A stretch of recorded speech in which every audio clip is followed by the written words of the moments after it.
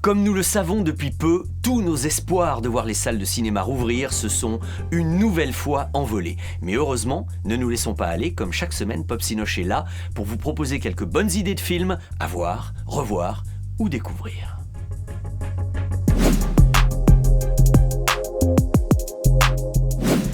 Je vous propose aujourd'hui, les amis, une soirée sous le signe du réalisateur Alan Parker, avec pour commencer Midnight Express. Nous sommes en 1978 et la première bonne raison pour laquelle je vous en parle, c'est que ce film est immédiatement devenu un classique absolument indémodable. Alors, je vous rappelle le pitch très rapidement. Billy est un jeune homme qui passe quelques semaines de vacances en Turquie.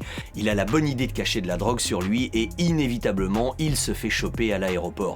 Sauf que là, bien sûr, il est arrêté, il est emprisonné et surtout, il est incarcéré et jugé pour l'exemple à 30 ans de prison. Et 30 ans dans les prisons turques, je crois que c'est pas Fleury-Mérogis. Bon, vous connaissez tous le pitch de ce film, qui est le deuxième film réalisé par Alan Parker, qui avait précédemment mis en scène Bugsy Malone avec la toute jeune débutante Jodie Foster. Mais surtout, le scénario est primordial puisque c'est un film tiré d'une histoire vraie. Eh bien, le scénario est le premier grand écrit d'un jeune auteur qui allait devenir célèbre. Vous ne le saviez peut-être pas, Oliver Stone. C'est vrai qu'Oliver Stone a beaucoup dramatisé cette histoire qu'il était déjà, enfin il l'a pas exagéré tant que ça, et il en parle abondamment dans ses souvenirs que je vous conseille de lire. C'est sorti en fin d'année 2020. La deuxième bonne raison, eh bien, c'est la découverte de l'acteur principal. Souvenez-vous, il s'appelait Brad Davis. Je vous rappelle que c'était son premier film, Midnight Express. Il a immédiatement été couvert d'honneur, Golden Globe. Curieusement, il est passé complètement à côté des Oscars. Même pas nommé, ce qui est assez ahurissant d'ailleurs, mais il a été récompensé dans le monde entier et dans la foulée, on l'a vu dans d'autres films comme Les Chariots de feu de Hugh Hudson ou le célèbre Querelle de Fassbinder qui a fait de lui, à son corps défendant, une icône gay. Néanmoins, c'est curieux parce que grand acteur, performance incroyable et sa carrière n'a jamais véritablement décollé. Et surtout, la chose s'est très mal finie puisque Brad Davis est décédé du sida en 1991 à l'âge de 41 ans seulement.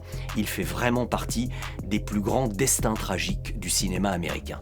Et puis, la troisième bonne raison de revoir Midnight Express, c'est évidemment l'extraordinaire musique composée par Giorgio Moroder. Je vous rappelle que nous sommes en 78. À cette époque-là, Giorgio Moroder n'a jamais composé de musique pour le cinéma.